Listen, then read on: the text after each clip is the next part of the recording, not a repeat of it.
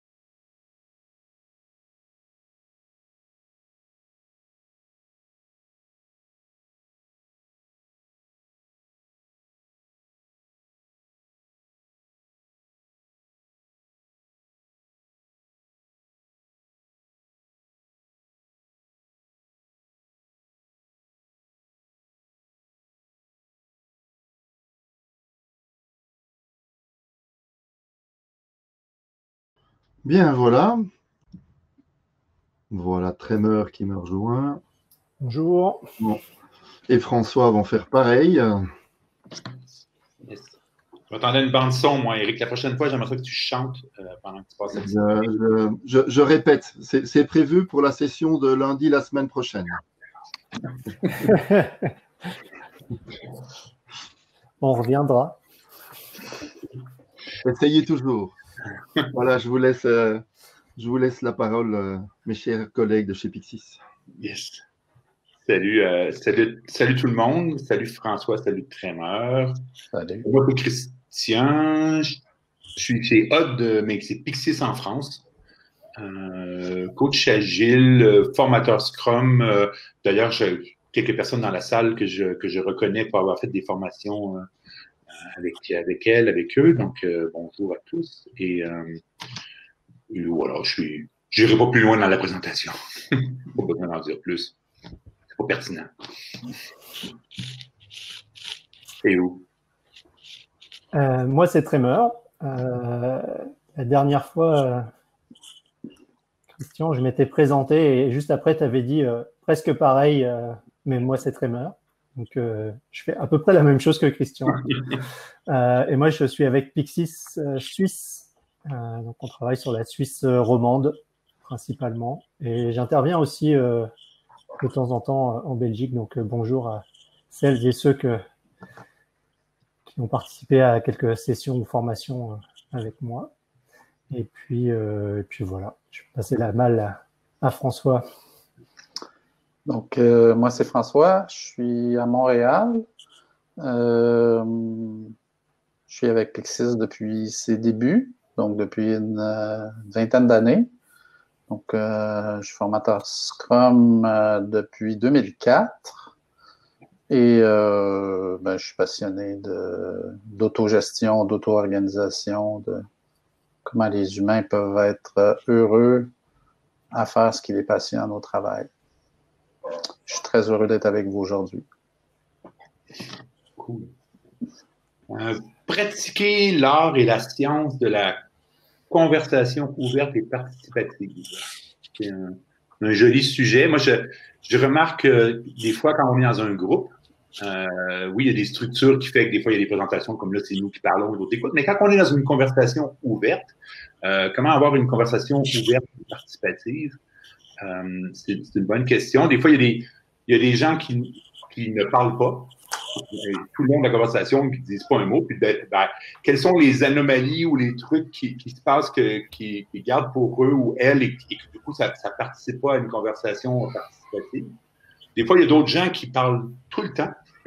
Et du coup, qu'est-ce qui coupe, quelle émergence qui n'arrive pas des sujets des autres parce qu'en prenant la parole, ils l'empêchent.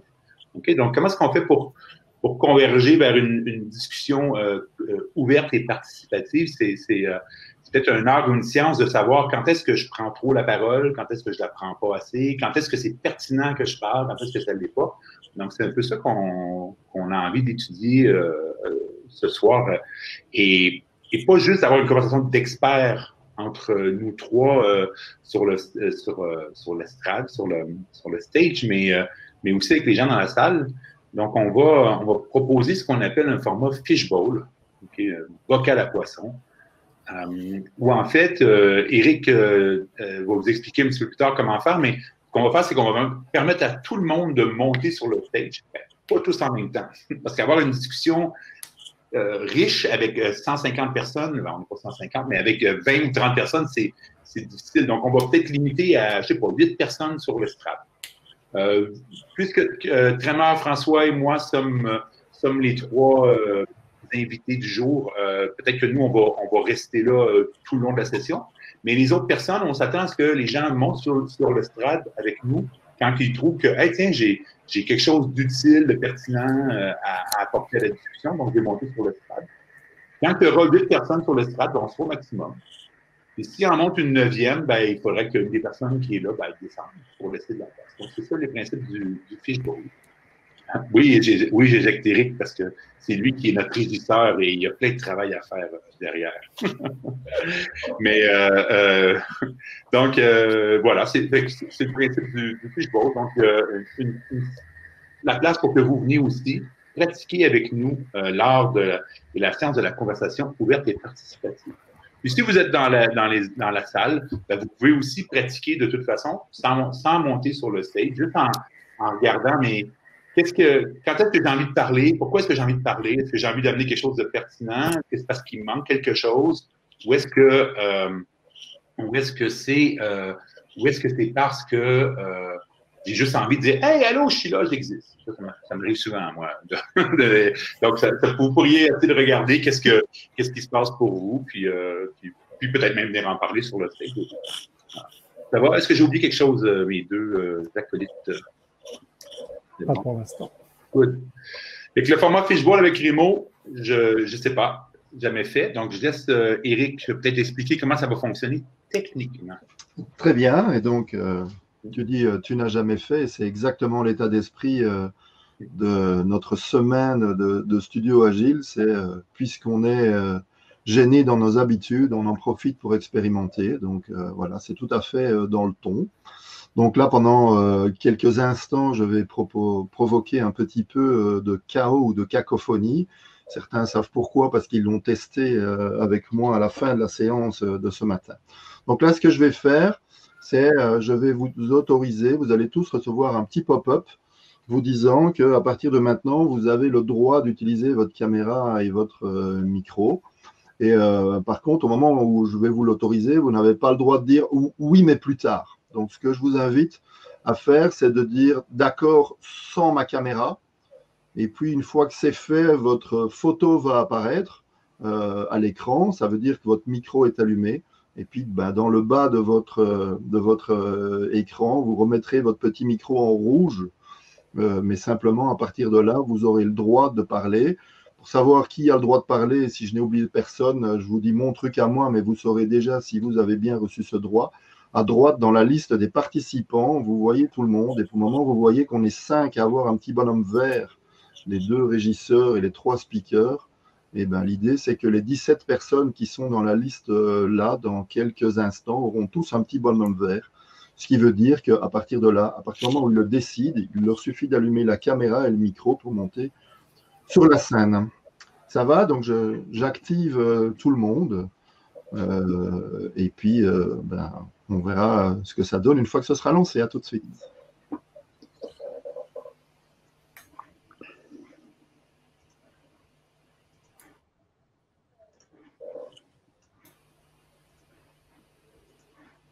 Voilà, donc vous voyez, ça fait apparaître une petite mosaïque. Banzai! Je suis à peu près sûr de savoir qui vient de parler. Du bombing. Du remote bombing. Là, j'avance dans la liste, plus que 5. Presque l'impression de faire un décompte. On approche de la fin. Tu vas gagner, Eric, tu vas gagner un nouveau jeu. Voilà, je vérifie juste le petit mot. Je vois qu'il y a quelque chose dans le chat, mais très bien, donc tout va bien. Et bien, à moins que vous n'ayez encore une question à me poser à laquelle je devrais répondre rapidement, François, Trémeur et Christian, je propose que vous n'ayez pas besoin de m'éjecter et qu'on n'ait pas de discussion à avoir avec Emmanuel sur comment vous allez faire. Et je vais couper ma caméra et mon micro.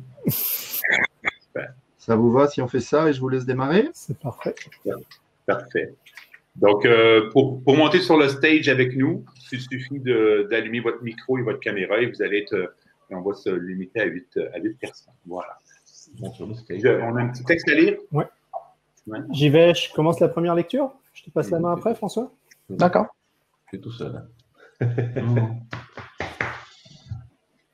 C'est parti pour le texte. Je vous invite à peut-être prendre un petit papier et un crayon pour peut-être noter les éléments qui seraient saillants pour vous, sur lesquels qui génèrent des idées ou qui accrochent, qui vous enthousiasment.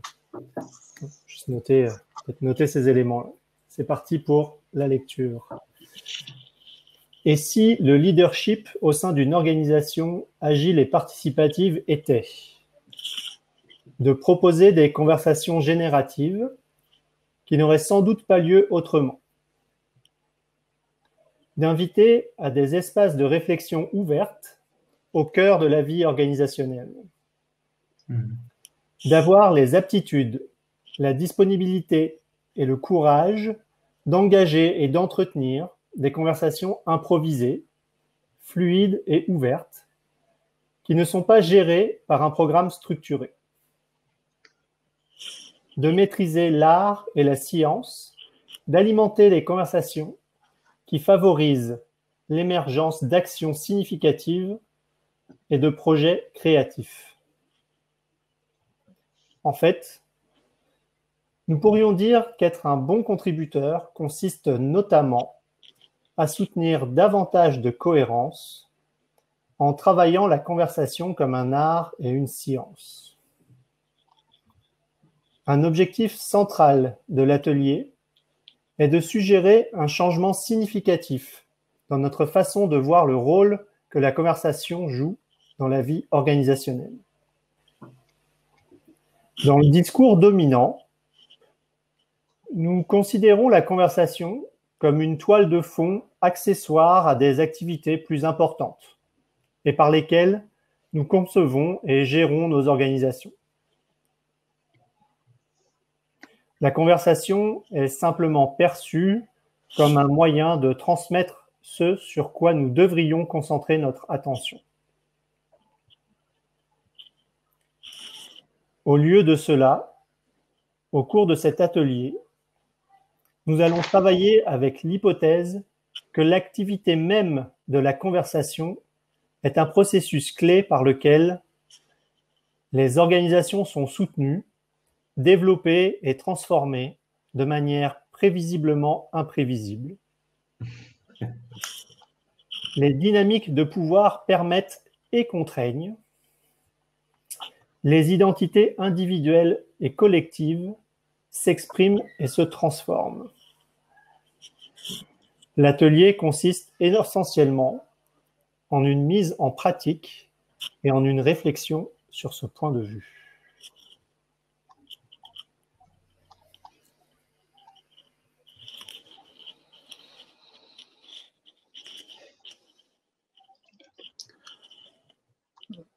Donc, je vais faire une seconde lecture qui va vous permettre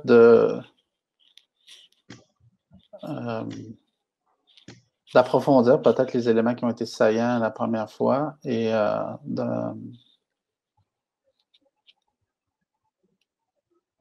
peut-être avoir une attention nouvelle sur certains éléments. Donc, j'y vais avec une deuxième lecture.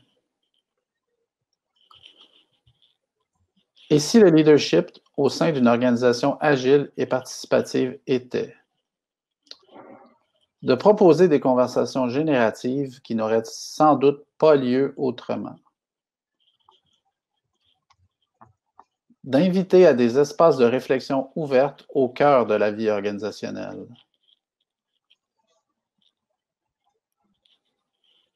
d'avoir les aptitudes, la disponibilité et le courage d'engager et d'entretenir des conversations improvisées, fluides et ouvertes qui ne sont pas gérées par un programme structuré.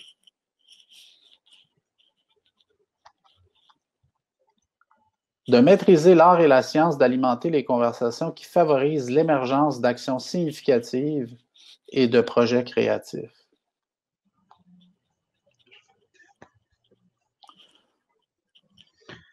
En fait, nous pourrions dire qu'être un bon contributeur consiste notamment à soutenir davantage de cohérence en travaillant la conversation comme un art et une science. Un objectif central de l'atelier est de suggérer un changement significatif dans notre façon de voir le rôle que la conversation joue dans la vie organisationnelle. Dans le discours dominant, nous considérons la conversation comme une toile de fond, accessoire à des activités plus importantes par lesquelles nous concevons et gérons nos organisations. La conversation est simplement perçue comme le moyen de transmettre ce sur quoi nous devrions concentrer notre attention. Au lieu de cela, au cours de cet atelier, nous allons travailler avec l'hypothèse que l'activité même de la conversation est un processus clé par lequel les organisations sont soutenues, développées et transformées de manière prévisiblement imprévisible. Les dynamiques de pouvoir permettent et contraignent. Les identités individuelles et collectives s'expriment et se transforment. L'atelier consiste essentiellement en une mise en pratique et une réflexion sur ce point de vue.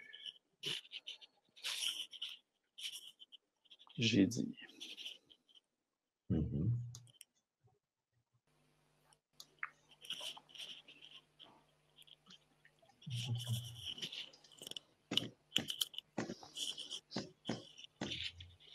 J'ai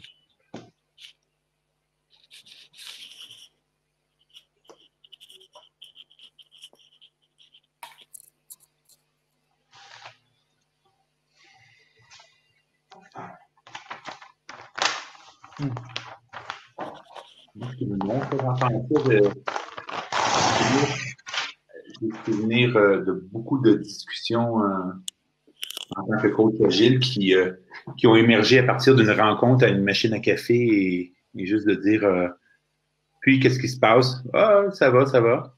Oui, mais comment ça se passe? Ah, ben, ça va, là. OK, mais comment ça se passe? Ben, tu sais, il y a quand même ce truc-là qui marche pas. Et là, tout d'un coup, ça commence une discussion qui n'était pas prévue, pas mis en place. Et le nombre de fois que ça m'a amené dans des discussions utiles, que ça a débouché sur des trucs qui avaient beaucoup de sens, c'était assez incroyable. Et juste, il y a ça dans cette idée de leadership. Je reviens avec la conversation générative, ça m'a fait penser à ça. J'ai eu plein d'expériences de ça. Oui. Bon.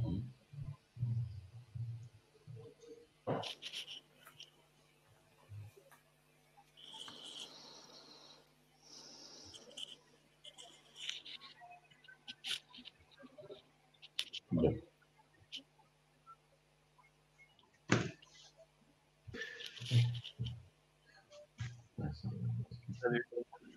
Salut Alex. Je viens de terminer un livre qui s'appelle le critique intérieur. Et ça m'a fait écho sur l'aspect créativité. J'ai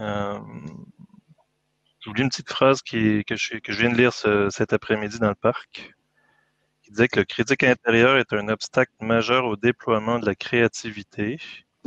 Comment pourrions-nous espérer vivre une vie créative, changer, avoir des idées nouvelles, prendre des risques lorsque le critique intérieur nous répète que rien ne marchera?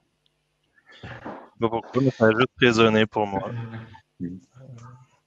Voilà, je tenais à vous partager ça. Ça a résonné avec quelle partie du texte ou qu'est-ce que. Je serais curieux de savoir qu'est-ce que tu as trouvé qui t'a amené là-dedans. Je pense que tant qu'on n'a pas fait un travail sur le critique intérieur en nous et qu'on arrive dans des organisations où il y a beaucoup de dynamique et beaucoup de gens autour qui pourraient éventuellement activer le critique intérieur, je pense qu'il peut y avoir certains liens à faire. Et donc, j'ai l'impression que ces conversations, si on était un peu conscient de ces aspects-là, pourraient être plus douces d'une façon et en même temps plus inclusives, ou je sais pas, quelque chose dans le style. Voilà, j'ai dit. Ben déjà, une première place, c'est d'être conscient de sa conversation intérieure, incluant les pensées critiques qui émergent. Donc, dans une conversation, il y a les paroles qu'on dit, comme celles que je dis maintenant, qui sont considérées comme le contenu de la conversation. Et on pourrait élargir le contenu de la conversation au contenu de toutes les conversations intérieures de toutes les personnes qui sont présentes dans la conversation. Donc là, tout à coup, il y a beaucoup de contenu. Et de savoir reconnaître énergétiquement qu'est-ce qui est une pensée, qui est une attaque envers soi-même, une critique de pourquoi je suis en train de dire ce que je dis là, je ne suis pas pertinent ou peu importe, ou une critique extérieure, en fait. Qu'est-ce qui est en train de se passer qui ne me convient pas? Parce que c'est soit pas utile, c'est soit pas pertinent, c'est soit peut-être pas porteur de sens, ou simplement je m'attendais à autre chose, puis là, ce qui se passe ne me convient pas. Prendre conscience qu'il y a plus de contenu.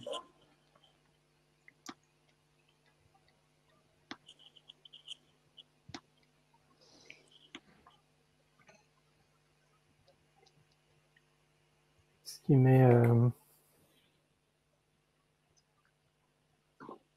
ce qui est monté avec vos partages, Alexandre et puis François, c'est le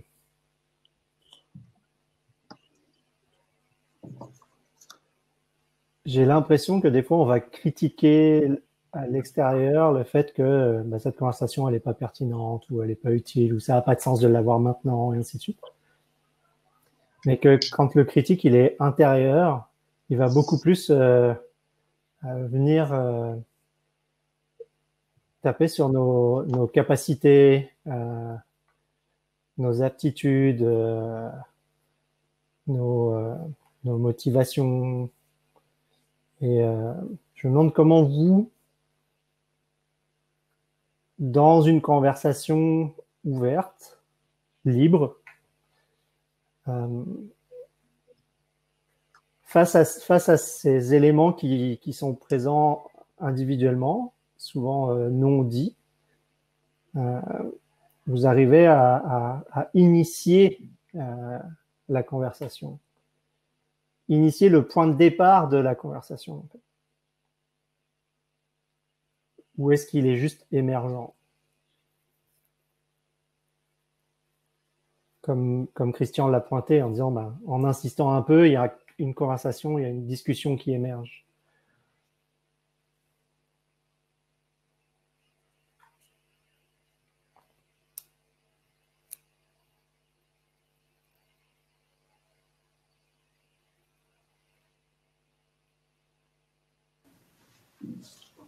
Bonjour. Tremor, pour repartir sur ton idée d'avoir une mentalité des discussions qui vont émerger, ou d'avoir un environnement qui naturellement va favoriser ces situations.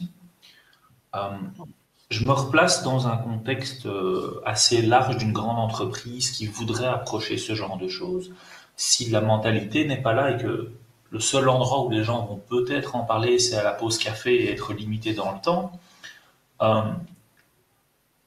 créer des environnements qui n'existaient pas avant, des salons pour que les gens puissent aller s'installer et discuter entre eux, ou placer dans l'agenda des équipes une discussion ou un moment qui est dédié finalement à favoriser ce genre de discussion. Et je ne vais pas dire donner des guidelines ou des règles, mais plutôt donner quelques points qui vont déclencher les discussions. Pour prendre un exemple que j'ai eu au travail dernièrement, c'était qu'est-ce qui s'est mal passé cette semaine, qu'est-ce qui s'est bien passé cette semaine. Alors ça, c'est pour commencer à discuter, mais ça n'inclut pas l'aspect technique, c'est plus le relationnel, l'organisationnel entre les collègues. Et puis plus tard, c'était dire quelque chose de positif à propos de l'un de ses collègues. Donc c'était un peu une idée que je trouvais intéressante, parce qu'on est sorti du cadre professionnel et on est parti sur dire quelque chose de positif avec quelqu'un, mais sans donner de restrictions. Et de là, ouvrir la porte à plusieurs idées. Donc ça, je pense que c'était quelque chose qui était bien, parce qu'on a créé le contexte avec une réunion qu'on s'est imposée finalement, et puis on a donné les éléments initiateurs pour commencer à discuter. Ça, c'était la première réunion, et les suivantes ont suivi naturellement. Donc voilà, ça c'est une expérience que j'ai vécue. Merci.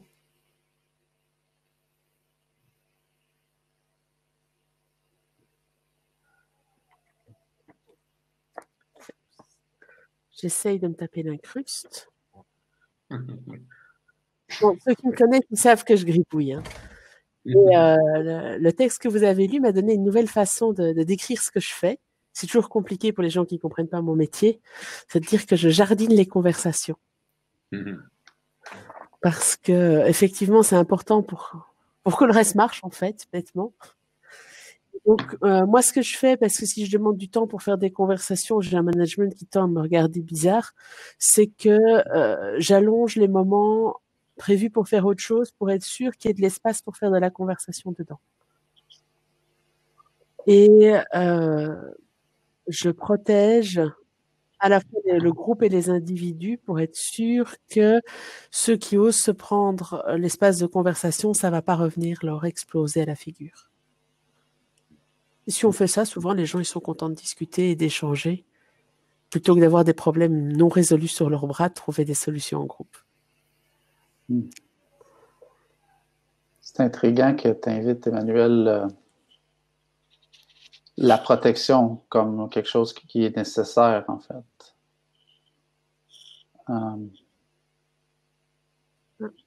Ça dépend peut-être des environnements, mais plus l'environnement est hostile, plus c'est essentiel de dire aux gens que ça ne va pas leur retomber dessus d'être pris à discuter.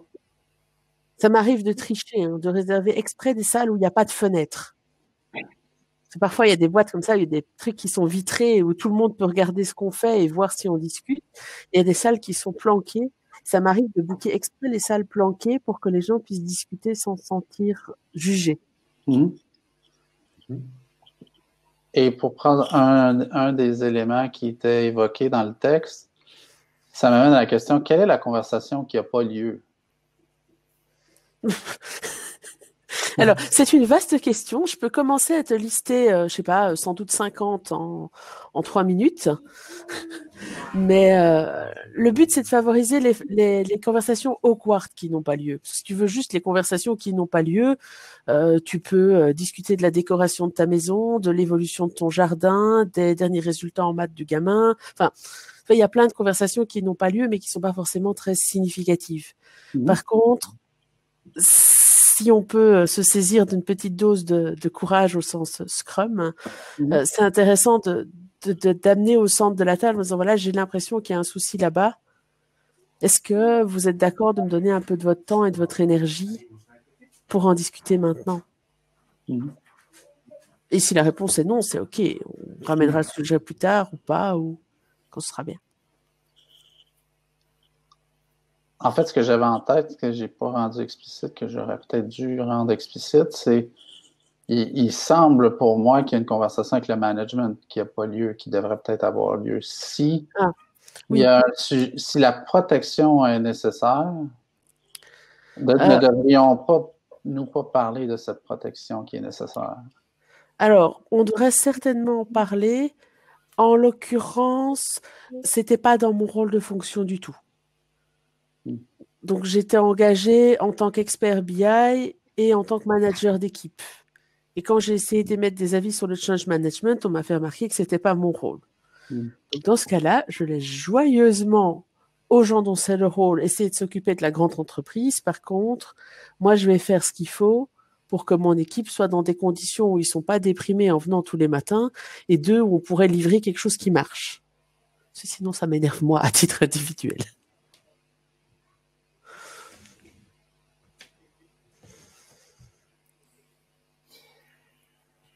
Ouais, ta question, François, sur la protection, elle a amené en moi la question de quoi je me protège moi dans les conversations en général et dans celles d'aujourd'hui en particulier. Et je ne saurais pas répondre à ma propre question pour l'instant, mais je sens que pour l'instant, je ne suis pas complètement libéré dans la conversation. Moi, ce qui me fait penser Tremor et aussi ce qu'a dit Emmanuel, c'est observer de soi-même et aussi dans d'autres meetings, d'autres réunions, c'est ce côté fataliste par rapport au leadership. Il y a une espèce de hiérarchie, une espèce d'image d'éducation qu'on a depuis qu'on est petit, qui change bien sûr, mais si on regarde un peu nos éducations qu'on a, on a appris le professeur, on apprend, et on n'est pas dans, enfin pas toujours, ça commence à se développer, en tout cas en Europe, au niveau du cercle, en fait, la notion de cercle. Et donc le leadership, c'est pas une position en V peut-être, ou alors il y a différents types de leadership, mais c'est plutôt dans ce cas ici, c'est un leadership collectif en fait, une intelligence collective en fait. Et en même temps, ce que je vois comme paradoxe, c'est souvent le fatalisme en fait en disant oui, mais il y a quand même une hiérarchie. Et donc même si j'essaye, de toute façon, le gars au-dessus va décider dans beaucoup de cas en fait. Et c'est renforcé par l'éducation qu'on a eue quand on était petit, en général, et ça me faisait penser à ça. Yes. D'où la conversation nécessaire que François parlait avec le gars au-dessus, comme tu dis.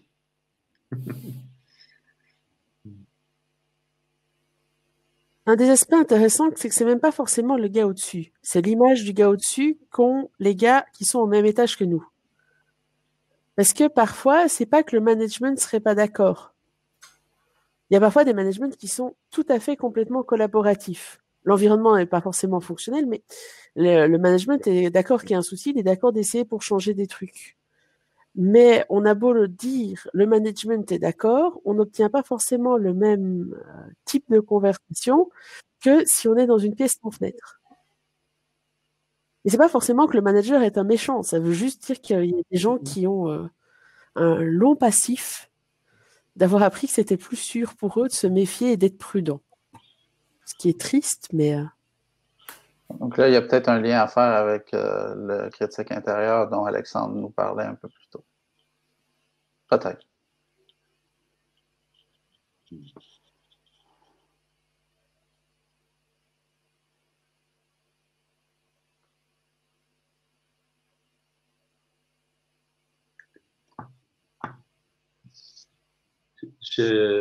Dans ce truc de l'art et la science et de savoir j'ai remarqué, un des trucs que je remarque avec des gens avec qui on pratique un peu, on essaie de pratiquer cet art-là ou cette science-là, c'est les silences, en fait, et les moments de pause. Et le truc qui est difficile pour moi, c'est quand je vais répondre à une question, puis que là, tout d'un coup, le sujet part vers ailleurs, et là, je vais essayer de... Mais je voulais revenir au truc qui était derrière. Et là, des fois, je me dis, OK, je vais attendre un peu que le sujet... avant de passer à d'autres choses, je vais m'assurer que les choses ont le temps de se terminer. Puis, tout d'un coup, ben, il y a quelqu'un qui part sur un autre sujet. Fait que soit j'ai des fois l'envie de parler rapidement après que l'autre a répondu afin d'être certain de pouvoir dire ce que je voulais parce que je trouve que c'est pertinent. Et soit des fois, qu'est-ce que j'ai coupé en faisant ça? Je ne sais pas. Mais j'ai vu ça. Et tout d'un coup, j'étais curieux. En fait, vraiment, tu parlais de protection. Tu ne savais pas ce que tu protégeais. Et j'aurais espéré qu'il y ait un peu de temps de silence pour qu'on puisse essayer d'arriver à quelque chose, puis c'est pas arrivé. Je ne veux pas blâmer personne d'autre, mais je remarque cette espèce de truc-là. Puis des fois, ça va dans une bonne direction, puis des fois, ben, on perd quelque chose. Je l'ai senti, là. C'est juste que j'amène ce que j'ai senti, là, qu'il y avait une porte ouverte, et évidemment, toutes les fois qu'on prend un chemin, ben, on en ferme un autre. Ouais, c'est ça qui est là. Et je serais curieux quand même, Trémor, si jamais tu peux me parler un peu plus de ce que tu n'arrives pas à dire. Et je veux dire bonjour à Françoise. Oui, justement, c'était deux mots qui m'avaient interpellé dans le petit texte, c'est l'art et la science de la conversation. Et j'aurais aimé savoir un peu ce que vous entendez par là. C'est quoi? C'est bon, moi je suis une bavarde de naissance, donc j'ai pas l'impression d'avoir des difficultés, mais je suis pas sûre que j'ai la science. Ça fonctionne plutôt à l'instinct. Est-ce que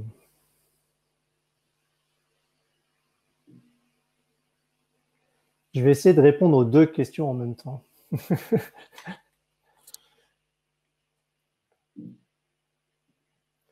Une des choses dont je crois que je me protège encore, puis en général, ça évolue au cours de la conversation, c'est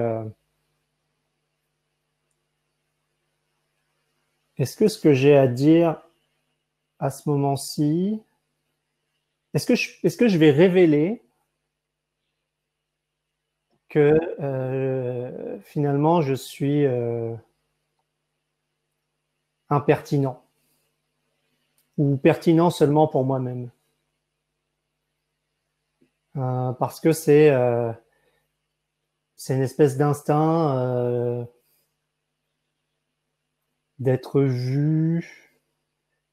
Puis là, il y a un statut par la façon dont on arrive dans cette conversation ici aujourd'hui. Il y a une forme de, dans le monde conventionnel, une forme de statut auquel on pourrait porter attention, le mot speaker. Donc, il y a cet aspect-là encore où je me sens pas complètement libéré par rapport à d'autres conversations où personne n'arrive avec un statut particulier. Tu as pointé, Christian, le rythme. Moi, je me rends compte que j'ai plus de difficultés dans les conversations où le rythme est relativement rapide. Et en fait, une façon de me libérer et de moins me protéger serait d'inviter, quand chacun vient pour intervenir, imaginez-vous que vous êtes dans une salle avec des chaises. Et moi, j'ai l'expérience dans une salle avec des chaises où, quand je viens m'asseoir et participer dans le cercle, eh ben, je reste un petit moment. Donc, même si on peut allumer et couper nos caméras rapidement, peut-être est-ce qu'on peut rester, même si je fais une intervention brève, rester un petit moment, puis repartir doucement. Ça, moi, ça m'aiderait. En tout cas, c'est une invitation, c'est pas une obligation.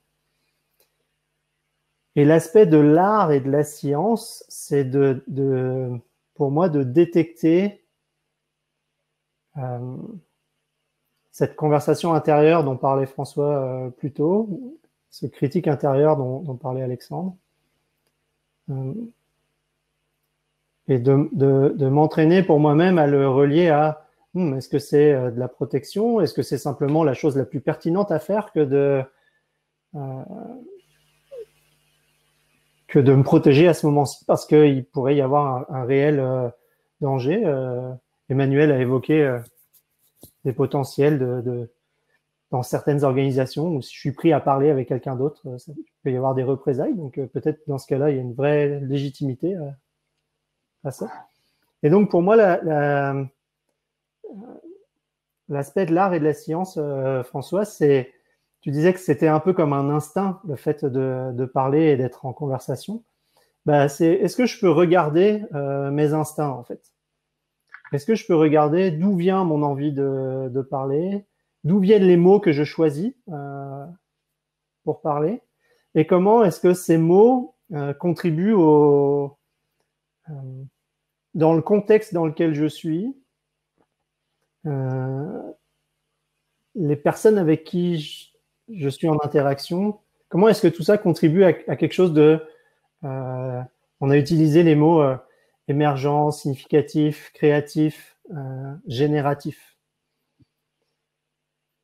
Et pour moi, je distingue l'art et la science de la conversation de la discussion chit-chat avec mes amis autour d'un café où dans ce cas-là, je vais être beaucoup plus complètement instinctif et moins porté attention aux mécanismes qui sont présents pour moi, au processus même de la conversation. Et moi, je suis curieux de...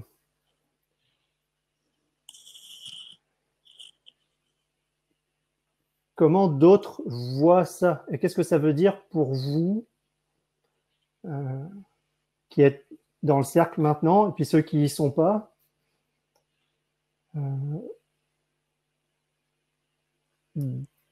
justement d'être plus conscient de ces processus, de ces mécanismes de conversation externes et internes.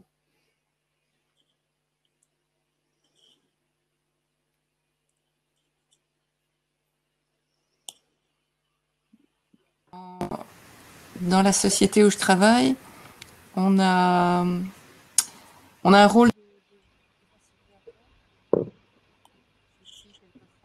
On n'entend plus Françoise. Moi, je n'entends plus. On n'entend plus rien. On n'entend plus Françoise. C'est très loin. Alors, ça revient, non? Oui. Oui. Oui. J'ai un micro qui se met en route quand on parle beaucoup. C'est l'art de la conversation par micro. Donc, je disais que dans ma société, donc j'ai une organisation qui émerge et dans cette organisation, il y a le rôle de facilitateur et donc que j'ai pris de temps en temps. Et c'est vrai que dans ce cadre-là, je fais beaucoup plus attention à ce qui se dit et je suis plus portée vers les autres aussi, et essayer de faire émerger quelque chose en fait, oui. C'est-à-dire ça, ce que tu viens d'expliquer un peu fait écho par rapport à mon expérience.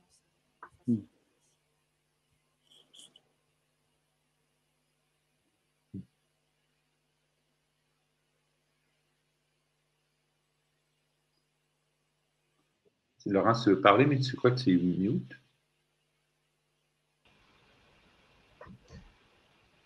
Bonjour, vous m'entendez? Oui, on t'entend. Oui, donc moi j'aimerais bien intervenir par rapport à tout ce qui a été dit, en lisant un petit peu aussi le texte de l'introduction. Donc moi je pars du principe, si on prend le corps humain en tant qu'elle, en tant qu'organisme, il y a une organisation très complexe, mais quand même, dans les conditions normales, il y a une bonne communication entre différentes composantes pour amener que notre corps fonctionne très bien et de façon naturelle. Donc, je fais cette ressemblance par rapport à tout organisme où il y a différentes composantes qui font partie de cet organisme, de toute société. Donc, soit en ligne, en vertical. Et la discussion et la conversation, c'est toujours quelque chose de positif pour pouvoir avancer. S'il n'y a pas de conversation, donc, il n'y a pas de cohérence, d'adhésion des éléments du groupe entre eux.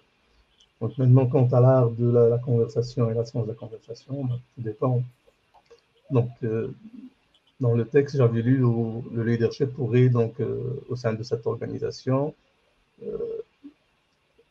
proposer des conversations génératives qui n'auraient sans doute pas lieu autrement. Donc, ça veut dire que c'est des conversations qui ne sont pas organisées, qui ne sont pas dictées par un programme. Donc, c'est des conversations pour moi qui peuvent naître au sein du groupe, comme ça, accidentellement, ou à un besoin particulier de l'un ou de l'autre. Et j'avais compris aussi que ce n'est pas lié à 100% à toute tâche du travail, ça peut être du n'importe quoi. De notre vie privée, de notre relation en tant que collaborateur, etc. Donc, pour dynamiser toute conversation, donc il faut, moi, selon mon expérience, moi je suis quelqu'un qui va aller vers les gens et qui aime aussi de discuter avec les gens. Donc, à mon niveau, donc j'ai pas cette peur de poser des questions ou de me juger, est-ce que ma question est bonne ou pas bonne, ce que je vais dire est bon, pas bien, bien sûr, dans le respect des choses, mais toute question est légitime. Du moment qu'on ne comprend pas quelque chose, on demande. Du moment qu'on a besoin d'aide, on peut toujours demander et vice-versa. Si on peut aider aussi, on peut aussi proposer son aide. Donc, c'est quelque chose de primordial déjà dans la vie de l'humain. Donc, et ça devrait être traduit même au sein des organisations. Donc, le problème pour moi, c'est donc le fait que quand on est dans un monde organisationnel au sein de l'entreprise, il n'y a pas un cadre global pour perdurer une conversation. Et on a aussi du travail, des projets qui sont limités dans le temps. On est obligé de bosser dessus. Donc, si on entame des conversations qui n'ont pas en relation avec les tâches qu'on fait, donc il faut rattraper le temps en allongeant notre temps pour travailler sur les autres choses. Donc, ça, il faut en tenir compte. Mais sinon, donc, aussi la disponibilité, comme tu as dit tout à l'heure, des salles dans lesquelles on peut converser d'un sujet ou à l'autre, que ce soit donc, par rapport au travail ou par rapport à une discussion quelconque. Si pour moi, l'organisation permet de favoriser sa terre, c'est bien. Donc, ça crée une certaine dynamique entre les groupes, ça crée une certaine compréhension entre les différents éléments. Par contre, une organisation où il n'y a pas de conversation, où chacun dans son coin, il vient, il travaille et il rentre chez lui, il n'y a pas de cohésion qui va se créer, il n'y a pas de dynamisme, il n'y a pas de relationnel qui va se créer. Donc, il y a des gens qui vont aller travailler, ils ont une mission, ils vont discuter, bavarder, ils vont quitter l'entreprise. Peut-être qu'ils n'y aura jamais même pas un bonjour ou un chat, même s'ils se rencontrent ailleurs. Donc, il y a des gens qui ont aussi cet esprit limitatif, qui ne veulent pas augmenter ou faire élargir leur cercle de connaissances. Mais pour moi, donc, la conversation, c'est quelque chose d'important. On est quand même amené à vivre en société. Et je vais aussi parler du contexte de ce qu'on vit dans cette période, le Covid. Et donc, ça nous a amené à converser autrement, à distance. Il n'y a pas cette convivialité d'être côte à côte. Et peut-être pour moi aussi le fait que les gens ne sont pas toujours visibles. Donc, ça peut être d'un sens ou l'autre amener les gens à être, avoir plus de besoin de converser qu'avant. Une impression, peut-être les autres vont me contredire là-dessus. Mais je terminerai donc par le fait que la conversation, c'est plus qu'un processus, c'est une clé qui ouvre des portes. On arrête là.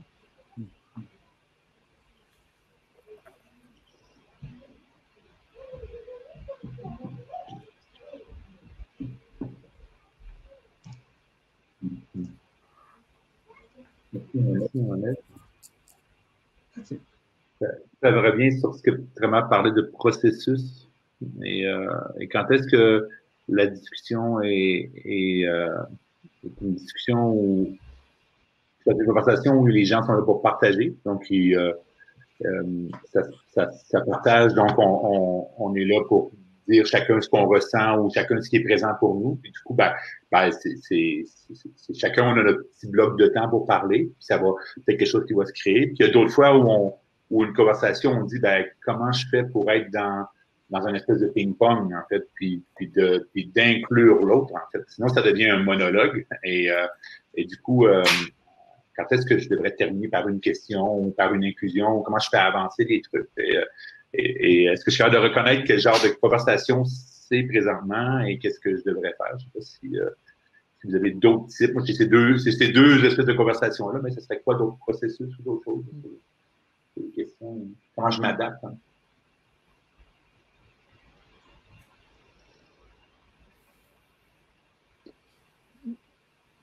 Dans l'intervention de Mohamed, pour moi, il y avait la notion de contexte.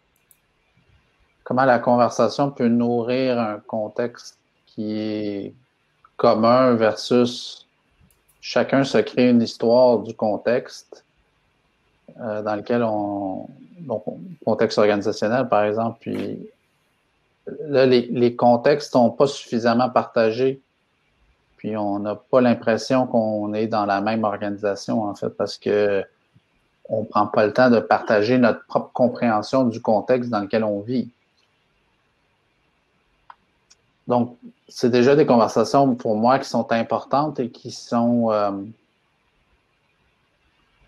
relativement complexes, parce que de s'asseoir ensemble puis de se dire quel est le contexte dans lequel on a la conversation qu'on a, puis que chacun partage sa compréhension du contexte, c'est une question qui est relativement abstraite, de un. C'est une question qui peut prendre du temps à explorer vraiment. Puis moi, j'ai l'impression qu'on a beaucoup dans nos organisations, en tout cas moi, dans celle que je vis, il y a beaucoup de préoccupations immédiates qui viennent interrompre ces conversations-là. Donc, on se retrouve à faire des choses dans des contextes qui sont très fragmentés, en fait. Une grosse fragmentation du contexte.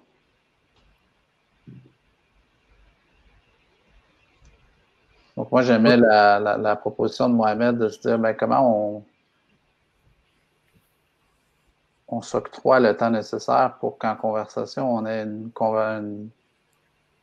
une histoire du contexte qui est chacun suffisamment commune pour qu'on puisse poser des actions cohérentes. Là. Dans le langage organisationnel, on parle souvent de silos. Donc on est dans nos silos où on a un contexte qui est très limité par notre compréhension du monde. Là.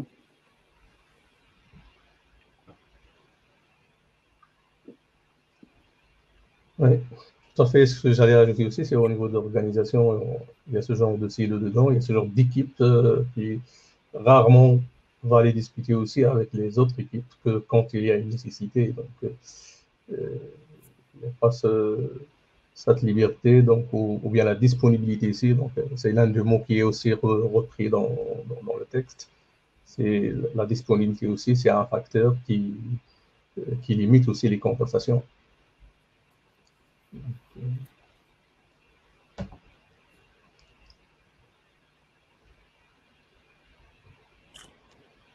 Et pour moi, l'art aussi de la conversation, c'est surtout quand on est autour d'une table, ou autour d'un linge, ou autour d'un repas, ou même d'un sandwich, même dans cette organisation, que la discussion, la conversation ne soit pas entre deux pôles. Il faut essayer d'inclure les autres, de les intéresser par le sujet.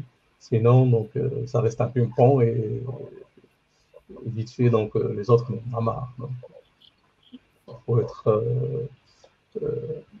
pour rassembler les gens autour d'un thème qui est intéressant pour tous les présents.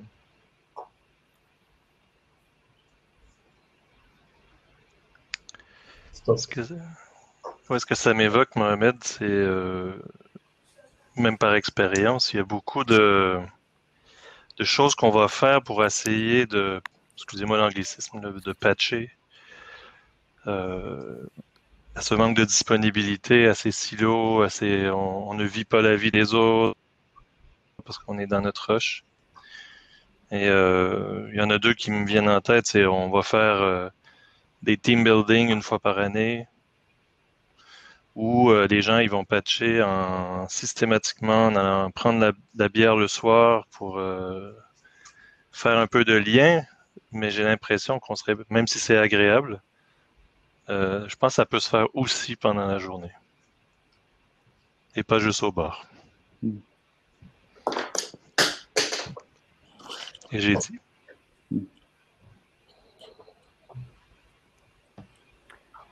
Bonjour. Je voulais réagir par rapport à tout ce qui est dit sur les disponibilités. Et en fait, mon expérience m'a quand même montré que les disponibilités, ça peut vraiment se créer et qu'on a vraiment intérêt à les créer quand on est convaincu que par des conversations, on récupère beaucoup de temps.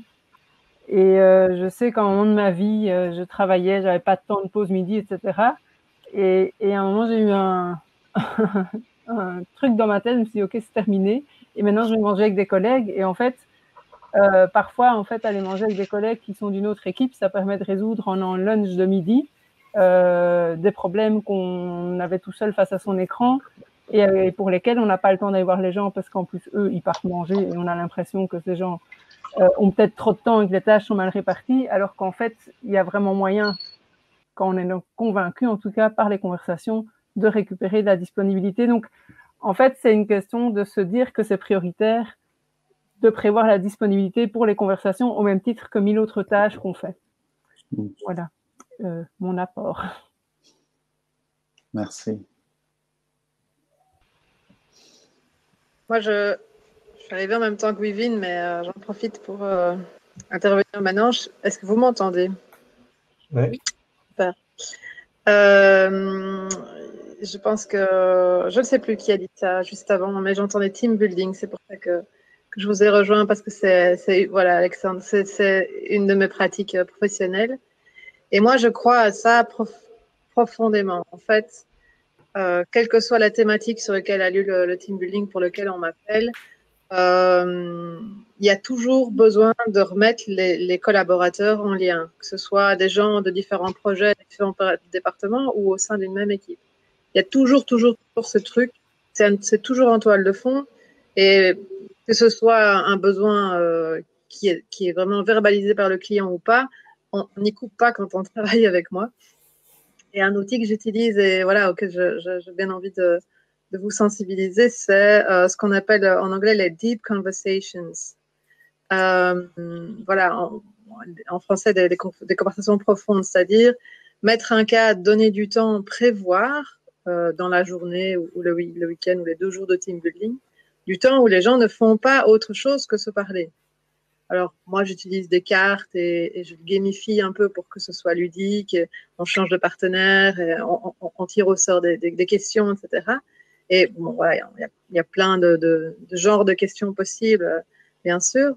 Mais bien souvent, c'est un des trucs que les participants se souviennent de la journée. Ils se souviennent qu'ils ont eu des moments en one-to-one ou en tout petit groupe pour parler d'un truc, de 2 trucs. Et d'avoir du temps simplement pour échanger, pour se dire en fait, dire qui je suis, dire des choses qui ne sont pas spécialement en lien avec le boulot, même si c'est un team building du boulot. Et en fait, moi, je crois en fait que dépenser du temps pour faire ça, en fait, ça en gagne pour ce dont on a besoin, comme disait Emmanuel tout à l'heure. On a besoin que les gens travaillent bien ensemble, bien au sens correctement, adéquatement, professionnellement, efficacement ou de manière efficiente. Tout ça, c'est des objectifs qu'on poursuit dans les équipes. Mais trop souvent, on pense boulot, mais on ne pense pas assez humain, alors que prévoir du temps pour que les humains soient contents de ça, de se dire et d'échanger et d'entendre qui sont les autres, d'avoir de l'espace de parole, parce que dans les grandes équipes, c'est aussi souvent ça qui manque. Voilà, pour moi, c'est capital. Si je peux rebondir sur ce qui a été dit, c'est vrai que ce genre de conversation, ça fait du bien, donc aux éléments de l'équipe. Ça nous arrive aussi dans notre équipe de discuter, de bavarder, de parler d'une question, mais ça ne va pas aller plus loin ou prendre plus de temps que les quelques minutes ou les 5 minutes. Parce que j'ai parlé tout à l'heure de disponibilité, parce que juste après, la personne a son meeting, ou l'autre doit terminer la tâche parce qu'il y a une livraison cette semaine, etc. Donc, par contre, si c'est cadré et qu'il y a un moment qui est prévu, 1 heure pendant le lunch ou entre midi et 2, ou c'est une pratique au moins donc 1 fois sur 2 ou sur 3 jours, d'avoir ce temps-là et qui est bien connu et que tout le monde est convié à cette réunion libre, si on veut, de discuter. Ça donne plus de liberté, donc, parce qu'il y a de la disponibilité pour cela. Et par contre, les petites discussions comme ça, etc., parfois, il y en a souvent. Donc, nous, on est quand même un team qui fonctionne très bien. Donc, quand professionnellement, il y a de l'entraide, on se propose de l'aide aussi entre nous. Donc, ça fonctionne bien. Mais les discussions, ça existe, mais ça ne va pas prendre 1 demi-heure ou 1 heure. Donc, parce que c'est le moment de travail. Tu vas aller prendre ton café, tu peux bavarder 5 minutes autour du café et revenir. Donc, il y a des petites pauses comme ça, on peut bavarder autour d'un point. Mais si la discussion va enchaîner sur un sujet qui nécessite plus de temps, alors à ce moment-là, il y a le problème de disponibilité. Sauf il se dire, OK, donc on prendra un café après 18 h et on va en bavarder. Voilà, stop. Pour moi, tous ces éléments-là, ça m'amène à des questions de notre rapport au travail, en fait. On parle de tâches, donc, qui suis-je au travail? Qui suis-je autorisé à être? Qui suis-je pas autorisé à être? C'est des grandes questions, hein, pour moi, qui nous amènent, en tout cas, qui m'amènent, moi, à me questionner sur mon propre rapport à ma vie au travail, à ma vie professionnelle. Me dire, j'ai l'impression que sous-jacent à beaucoup de choses qu'on dit, il y a l'homme au travail ou la femme au travail, c'est une personne qui accomplit, qui réalise des tâches. Je me demande à quel point cette conception-là de l'humain n'est pas réductrice, voire même aliénante, en fait. Probablement que Karl Marx trouverait ça plutôt aliénant comme vision de l'humain.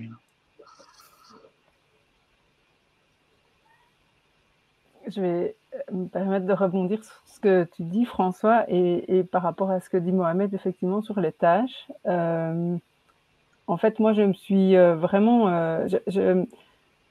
j'ai vécu ce que Emmanuel dit. Moi, on m'a interdit de faire des réunions dans des salles parce qu'on ne sait pas de quoi je discutais. Et en fait, on m'a empêché de faire mon boulot. Mon boulot, c'était pas des tâches. Mon boulot, c'était d'arriver à un projet qui avance. Et je pouvais le faire toute seule devant mon bureau et ça prend 6 mois. Ou bien je le fais avec les bonnes personnes autour de la table qui sont d'autres équipes et avec un...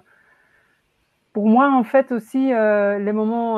bon, c'est peut-être de mes défauts, le manque de structure, mais un des avantages de pouvoir faire aussi un peu à l'intuition. Il y a des moments où des conversations se mettent bien et quand on est autorisé à les mettre, c'est le bon moment pour la faire parce que l'énergie est bonne. Alors que si on me dit, OK, c'était une bonne discussion, mais on devra en discuter quand on a prévu la réunion vendredi à 2 h, peut-être vendredi à 2 h, on n'est pas dans cette énergie-là.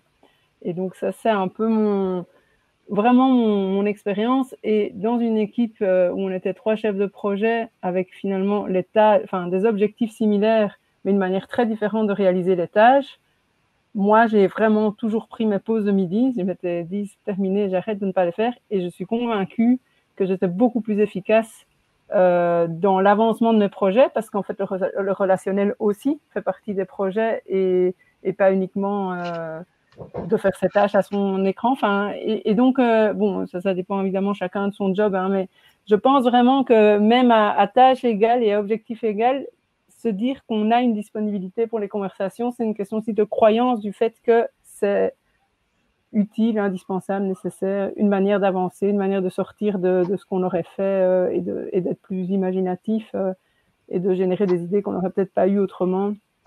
Voilà. Oui, ça c'est très intéressant, donc je me reconnais là-dedans. Moi, parlant de tâches entre parenthèses, quand j'exécute mes tâches, si on veut, ou bien je travaille sur mes projets, ça arrive qu'il y a des collègues qui vont venir par rapport à leur projet avec des questions. Et ça arrive que des gens travaillent sur un projet où une part touche le projet, donc chacun a un petit coin dans ce projet, donc il faut bien dialoguer. Et s'il y a question qui arrive, j'ai toujours répondu oui. Donc tu peux pas dire, ok, non, désolé, je suis fixé sur mes tâches, j'ai une organisation dans ma tête, je dois suivre ce plan, reviens après 2 heures ou à 14 heures. Donc non, j'ai toujours répondu oui, sachant que cela va impliquer pour moi un certain ajout de temps, et on sait bien que, je pense que c'est le cas de tout le monde, on va ajouter toujours du temps dans notre travail pour pouvoir terminer nos propres tâches. Mais si on ne fait pas ça, comme je viens d'entendre tout à l'heure, il y a de l'énergie positive, parfois il faut la préserver, la tenir et finir avec cela. Parce que sinon, le jour suivant, peut-être la personne ne sera pas disponible, et elle aura d'autres choses, et elle n'a plus cette énergie de retravailler sur le sujet. Donc, quand il y a quelque chose qui arrive, il faut finir avec. Cela dit, il faut aussi que les responsables plus hauts aient cette conscience d'ouvrir ce genre de discussion et de laisser le libre pour ce genre de discussion, parce que c'est un moteur positif pour finir, entre parenthèses, ces tâches. Et d'accepter que l'un ou l'autre, d'ailleurs, moi, dans un de nos meetings journaliers, je l'avais dit, donc si on se propose pour aider nos collègues, il faut aussi que le management comprend qu'il peut y avoir de l'allongement du temps sur certaines choses qu'on est en train de faire. Et si tout le monde comprend cela, c'est que des positifs. Donc, voilà. Ouais, essayer de rebondir sur ce que disait Vivine. Il y a aussi le fait qu'ils essayent parfois de nous dire de passer par des emails, alors qu'il y a tellement d'énergie dans enfin en tout cas dans mon expérience, tellement plus d'énergie dans une vraie conversation que dans un énième email en retard sur une pile parfois de centaines de trucs non lus. Et donc, c'est des trucs que j'essaie d'encourager autour de moi. C'est levez-vous et allez discuter avec vos collègues. Bon, c'est précis pour le moment, c'est un peu plus compliqué. Donc, s'il vous plaît, dégainez votre Zoom ou votre Team. Pas juste envoyer un email. Et alors, j'ai un dessin en retard, donc je vais hijacker moi-même ma propre réponse. Tout à l'heure, on parlait de l'art de la conversation. Un des trucs que je trouve qui est intéressant dans cette optique-là, c'est de se dire que ça vaut la peine de mélanger des gens différents. Que les conversations sont souvent moins riches ou moins créatrices si on prend les gens à l'intérieur d'un même silo ou qu'on reste à l'intérieur d'une même équipe à faire des trucs comme des nous contre vous, alors que si on assied plein de gens complémentaires autour de la table, je trouve que les conversations fleurissent de façon intéressante. Juste à propos du mail, donc mon propre expérience, parfois quand quelqu'un envoie un mail, tu reçois une demande, tu réponds positivement dans ce mail. Après, la discussion continue par le mail. Moi, j'aime pas ça. Ou bien par Skype, une question-réponse. Parfois, tu prends 2-3 minutes à faire un appel, la discussion est faite. Et au lieu d'échanger beaucoup de fois par email, on perd du temps à lire, à se concentrer sur la réponse, alors qu'une discussion ouverte autour de la question peut être beaucoup plus bénéfique. Voilà. Je vais peut-être laisser l'occasion à d'autres d'intervenir et revenir peut-être plus tard. Oui, je voulais rebondir exactement là-dessus, sur l'aspect email versus conversation. Moi, je demande à mes équipes de ne pas faire de conversation par email. Quand je me fâche quand il y en a une, je réponds pas par email. Et c'est une autre petite réflexion par rapport à la situation qu'on vit actuellement. Donc moi, effectivement, je sais pas rester plus d'une demi-heure assise sur ma chaise, c'est compliqué aujourd'hui. Et donc, j'ai l'habitude, quand j'étais au bureau, de me lever pour aller discuter avec mes collègues. J'ai besoin d'une réponse, etc. Je suis sur un ballon, là.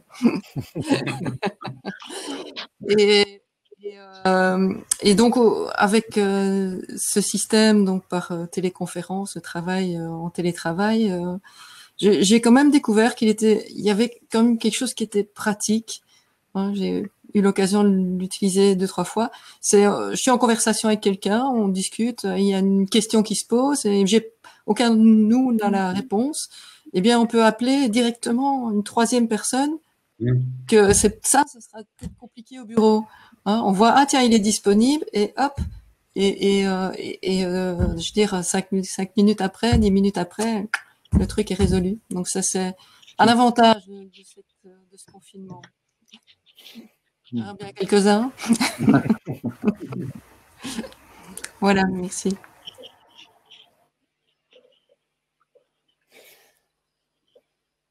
Moi, il y a un truc qui m'a déclenché une boule dans l'estomac tout à l'heure. C'est quand, je crois que c'est Wiwin qui a partagé le fait qu'elle s'était fait interdire des discussions ou des conversations. Et elle est toujours présente. Alors je la mets dans l'espace. Je me dis, mais quelle conversation il s'est passé jusque-là pour que des gens travaillent dans de telles organisations et qu'en fait, ça devienne une organisation. Et quelle conversation il ne se passe pas pour que ce genre de truc-là cesse, en fait.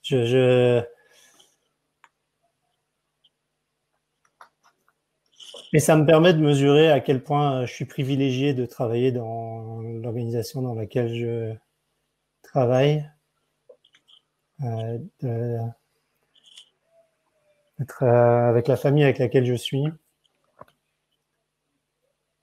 pour simplement pas vivre ça et au contraire vivre des moments où je me pointe dans des espaces où jusqu'à 10 jours d'affilée on a des conversations qui sont totalement émergentes, non prévues, à un rythme simplement cadencé par le fait que dans l'espace où on vit, il y a 1 heure pour aller manger. Ça me permet de mesurer ce privilège-là. Donc, merci. Mais je suis... La boule est présente par rapport au partage de telles expériences. Je me dis, comment est-ce qu'un être humain ou des êtres humains peuvent en arriver là dans des groupes d'êtres humains?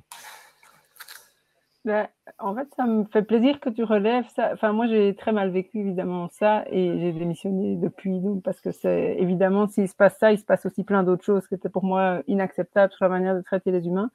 Mais ce que je trouve dingue, c'est que toute l'équipe est encore là, avec beaucoup d'interdits. Et donc, c'est des gens que j'ai régulièrement au téléphone et où j'ai envie de dire, mais en fait, c'est pas normal que ça puisse exister. Mais donc, voilà, bref, c'est un moment X dans ma vie, mais donc effectivement, ça arrive et c'est...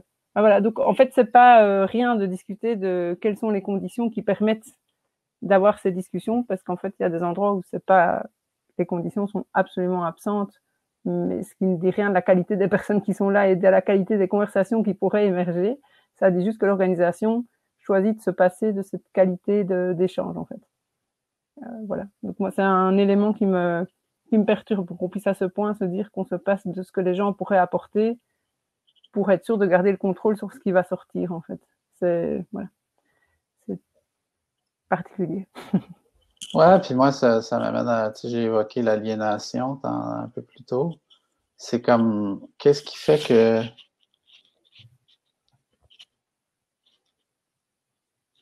un tel niveau d'aliénation continue, en fait? Mm-hmm. Que ce soit du côté des gens qui sont nommés les dirigeants, qui imposent beaucoup de contraintes, que du côté de ceux qui sont nommés appelons-les les salariés. Mm-hmm. qui, je sais pas jusqu'à quel point ils choisissent ou choisissent pas, mais le fait est que, comme tu dis, Viviane, ça perdure, en fait. Donc, quels sont les phénomènes qui fait que ça perdure autant dans nos sociétés? Parce que je parlais d'agilité il y a 20 ans, puis il y a 20 ans, on parlait de ces choses-là. Est-ce que jusqu'à quel point je ne saurais pas dire si les choses s'améliorent ou s'empirent, mais reste que ce sujet-là, le sujet de l'aliénation des gens au travail, c'est pas un sujet qu'on vient découvrir ce soir. On en parle depuis des siècles même. Et donc, il y a quelque chose de profond qui nous maintient dans un tel système peut-être, ou un tel état des lieux, quoi. Je me permets d'intervenir du coup, parce que c'est vrai que ce que vous dites là, ça me parle, dans le sens où j'ai découvert un concept récemment qui est le Mortgage Driven Development, qui finalement explique en effet toutes les décisions qu'on peut faire ou les situations qu'on peut garder de peur de perdre son travail. Donc pour moi, une des réponses qui en effet explique pourquoi est-ce qu'on a encore toute cette aliénation et toute cette subordination, c'est en effet la peur. Et toutes les responsabilités en fait qu'ont les gens, que ce soit en effet par rapport à leur salaire, à leur famille, etc., en fait. Donc je pense que c'est un très complexe comme problème. Et je me rends compte qu'il y a aussi évidemment des problèmes d'ego, mais ça, je pense que ces deux notions vont ensemble. Je ne sais pas ce que vous en pensez. En fait, je suis complètement d'accord sur Enfin, si je prends l'équipe dans laquelle j'étais, clairement, les gens restent là parce qu'ils disent non, c'est pas la peur. Ils disent qu'ils ne sauraient pas faire autrement. Et moi, ça, c'est un élément qui me perturbe, mais peut-être parce qu'après, moi, ils m'ont dit, je suis partie, en fait, et j'ai 3 enfants, j'ai une maison à payer, donc j'ai pas fait un truc de fou. Je me suis juste dit que pour moi, c'était une limite intolérable. En fait, moi, en tant que personne, je peux pas travailler à un endroit où on me refuse que je sois qui je suis. Mais il y a des gens qui l'acceptent, en fait, qui l'acceptent au nom de la crainte de la peur de changement ou la peur, l'impression qu'ils ne sauraient pas faire autrement. Et je me dis, voilà, je ne sais pas, est-ce que c'est dans l'éducation dès le départ qu'on nous a dit un jour, tu travailleras, tu devras travailler, quitte à ce que tu doives accepter quoi que ce soit, mais tu as des responsabilités maintenant de parents et donc tu dois faire ce qu'on te dit.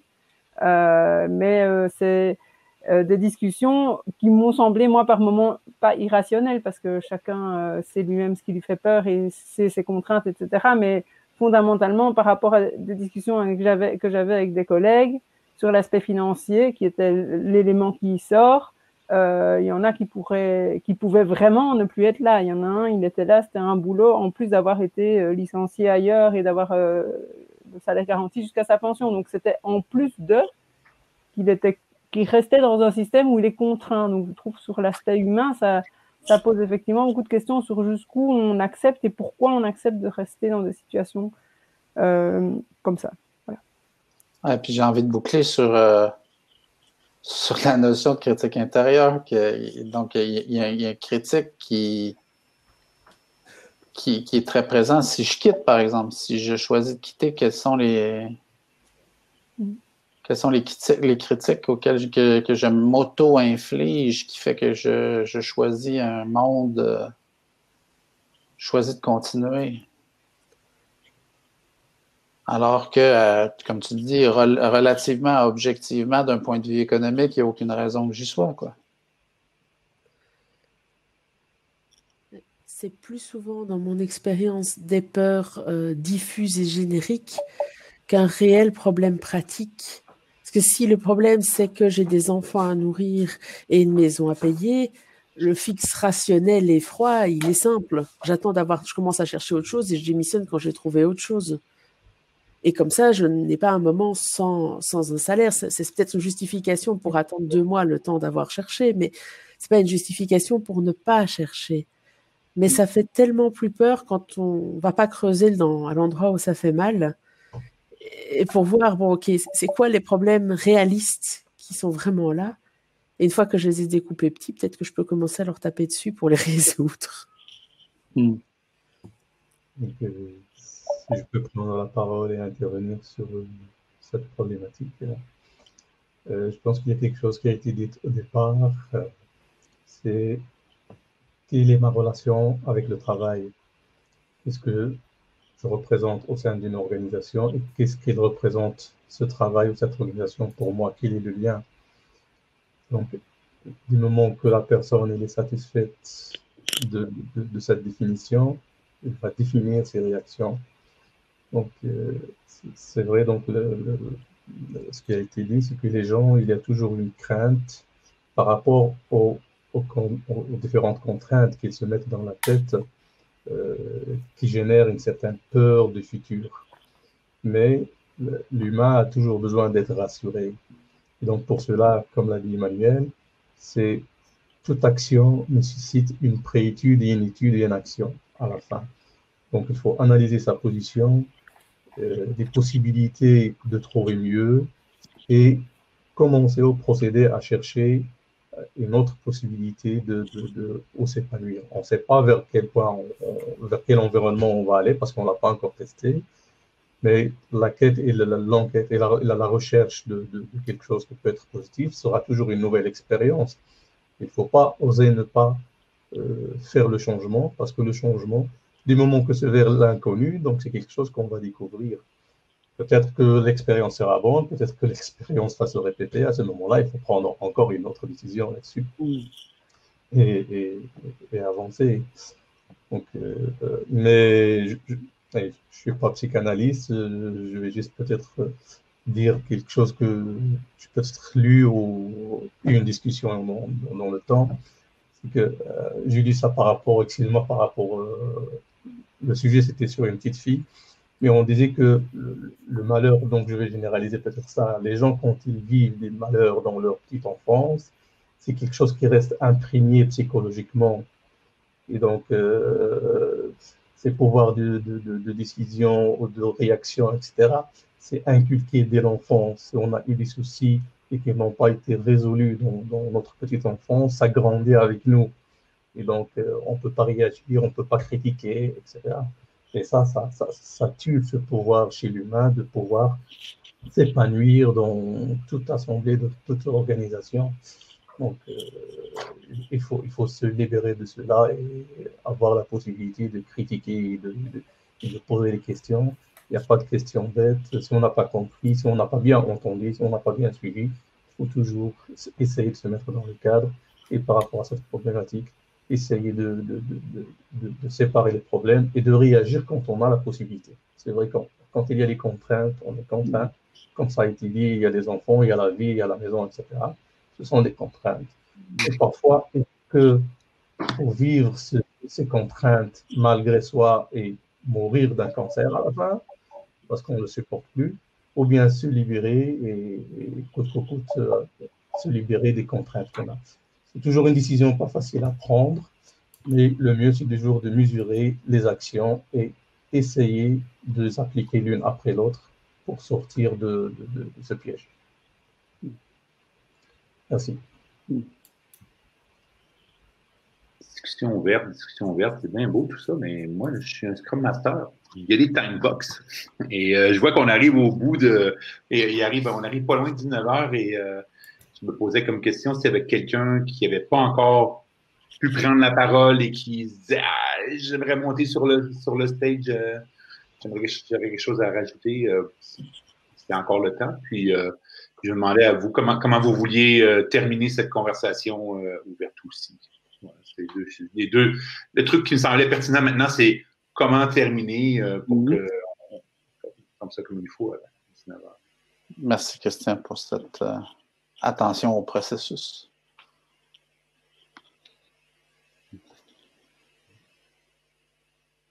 Moi, je prendrais juste une minute de silence pour essayer d'intégrer la conversation. Puis après ça, on peut se faire peut-être un tour de check-out. Puis ceux de l'audience qui voudraient se joindre au tour de check-out pourraient le faire. Ça nous amènerait à... je pense qu'on pourrait faire ça en 5-7 minutes, le check-out. J'aimerais ça prendre une minute de silence pour juste intégrer, si ça vous va, les gars.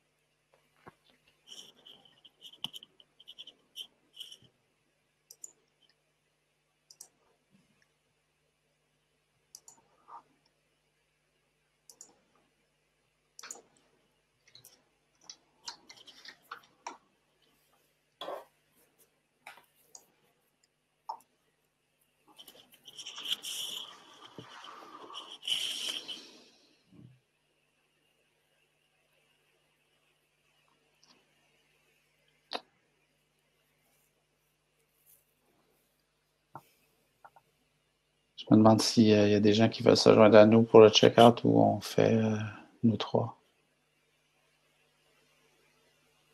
Je vais monter ici. Ah, exact. C'est ma façon d'initier la possibilité en la répétant. Mm-hmm.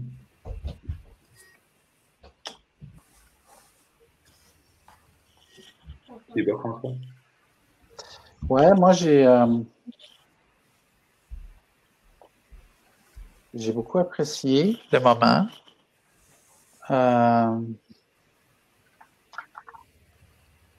Je reste avec la boule de Tremor sur le questionnement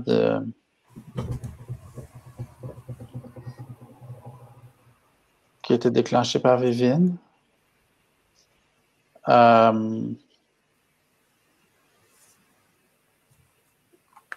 Ouais, merci pour ce moment d'exploration. Je repars avec une intrigue qui va occuper le reste de ma journée, sachant que je suis 6 heures plus tôt que vous.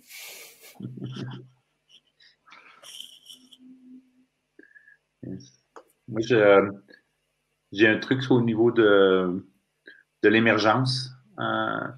Je repensais à l'histoire de Weavin qui a dit quand j'ai commencé à aller manger sur l'heure du midi avec les gens, ben oui, il y a un truc, quand tu mets des gens ensemble, ben le sujet important, il va émerger. Tu sais, quand on laisse une place à ce qui est important qui émerge, que c'est là. Ça veut pas dire que c'est un ou. Il faut toujours avoir des conversations ouvertes. On peut avoir aussi des moments pour des questions un peu plus des choses structurées. C'est pas ça, mais de pas oublier le pouvoir de ça. Ça m'a beaucoup parlé. Et là où j'ai pas osé aller quand on parlait de protection, le truc, et il y avait le temps qui arrivait, mais cette question de boule que vous avez parlé, ouais, ben pourquoi les gens restent là, je pense qu'on commençait à toucher à la question de privilège et comment moi, en tant que expert, éduqué, blanc, mâle, c'est facile pour moi de dire si j'aime pas ça, je me barre. Et comment c'est. J'ai l'impression qu'on touchait à ça et je dis ouh, j'irai peut-être pas là aujourd'hui, mais il y avait ça qui était présent là, dans mon truc. Voilà, c'est mon check-out. Je peux dire ça maintenant parce que personne ne peut répondre. Ben moi, j'ai comme feedback de dire que apparemment l'exercice paraissait difficile pour beaucoup, parce que bon, on a été quelques-uns à participer, mais c'est pas tout le monde qui a participé. Et alors, un grand merci à Emmanuel pour ses petits dessins. Ah, ça, c'était c'était le petit truc en plus, là. Merci.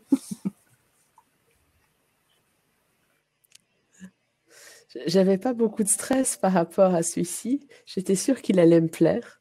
Et comme d'habitude, effectivement, j'ai bavé avec les petits dessins. Mais ça fait tellement partie de moi que je ne demande même plus, je me contente d'envahir. Merci à tous, c'était vraiment intéressant. Merci, j'ai apprécié l'échange, donc c'était un sujet très intéressant. Et je trouve aussi que le fait que la même remarque, il n'y a pas beaucoup de gens qui ont intervenu, je ne sais pas, ils ont peut-être leur raison. Donc moi, ce que je trouve, c'est que ce genre de discussion, comme on l'a dit au départ, ce sont des différents gens, donc on s'est rencontrés ici, on ne se connaissait peut-être pas avant, et pour la plupart, pour certains peut-être on s'est rencontrés une fois, donc on reconnaît quelques visages pendant des journées d'agilité, et ça fait plaisir, donc on a cette liberté d'échanger. Peut-être que voilà, ce programme pourrait être étendu dans un autre réseau, donc si les gens sont intéressés. Bonne continuation pour tout le monde. Moi, j'ai bien aimé la bienveillance durant la dynamique, depuis le début jusqu'à la fin ici, qui va se finir. L'accueil en fait de tous les participants qui étaient là en fait, où on venait. Et plus important aussi, le cadre sécurisé en fait. Une discussion ouverte, comme on l'a eu ici en fait. Peu importe le sujet qui a été débattu. Très chouette, très chouette. Pour ajouter mes 2 cents aussi, du coup, merci à tous. Je pense en effet qu'on voit déjà la difficulté et le courage que ça demande comme vient de dire Ralph, de monter sur l'estrade, de discuter dans un environnement qui est déjà sécurisé.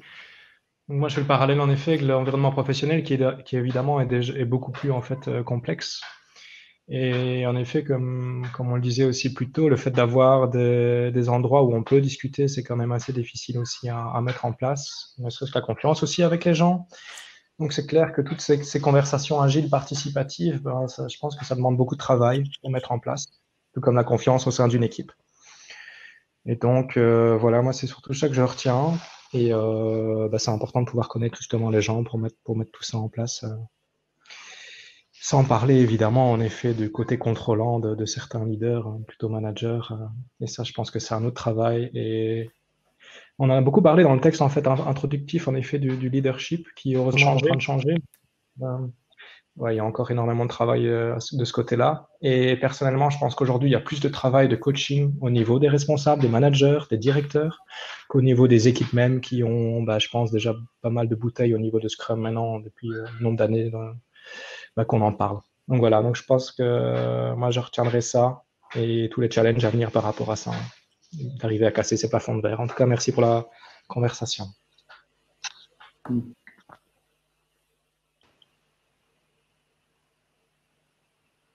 On n'entend pas.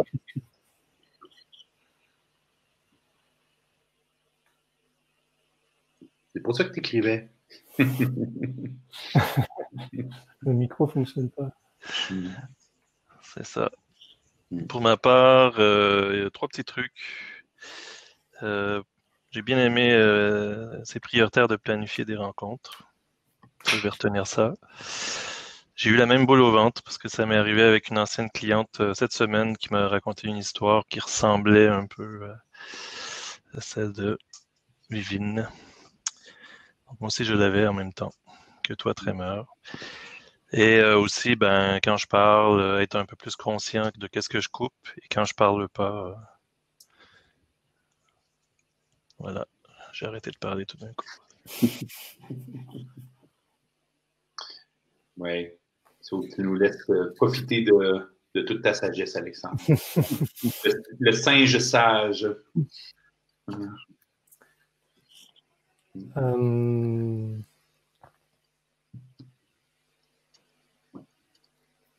Pour moi, la boule est toujours présente et je la sens. C'est rare, c'est très rare pour moi de ressentir de la colère. Donc, je vais digérer ça. Et je me demande ce qui aurait pu, dans la conversation, quelle demande d'aide j'aurais pu faire dans la conversation pour m'aider à digérer cette colère, que je ne savais pas que c'était de la colère à ce moment-là. Et je dirais, je suis passé, et il a disparu, mais je suis passé par un moment de frustration où j'aurais eu envie du partage d'expériences et de ressentis d'autres participants autour de ce sujet qui semble en rétrospective avoir touché plusieurs personnes, plutôt que de rebasculer sur quelque chose qui m'a paru plus rationnel dans le moment. Et on avait peut-être cette opportunité, et je vais... Cette frustration a vite disparu, mais la colère que ça puisse exister, elle est présente, et c'est peut-être un des moteurs pour moi, en tout cas, d'aller toucher à cette colère-là. Merci à toutes et à tous pour ce bon moment. Mais du coup, je voulais prendre le micro quand même, puisque cette boule que j'ai amenée sur la table a l'air d'avoir traversé quelques personnes, et je voulais vraiment vous remercier pour la qualité de la conversation qu'on a eue, et pour en fait cette écoute puissante que vous avez eue aussi. Voilà.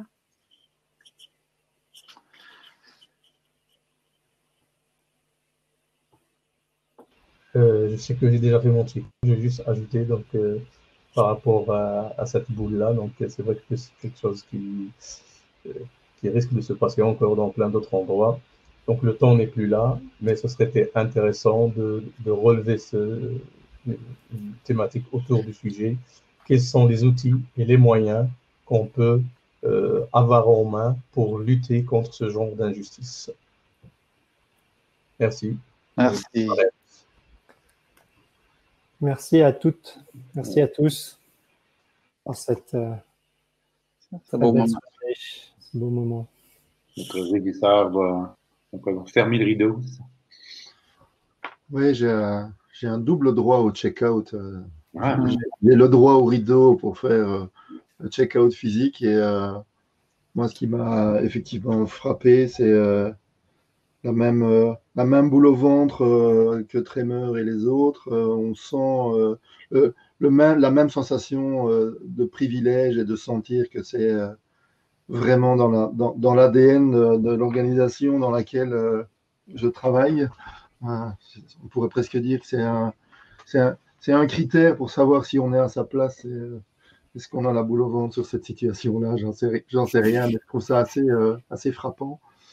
Et puis peut-être le dernier point, c'est depuis que cette expérience un peu différente de Studio Agile a démarré, on avait déjà la sensation que une journée agile une fois par an, c'était pas assez.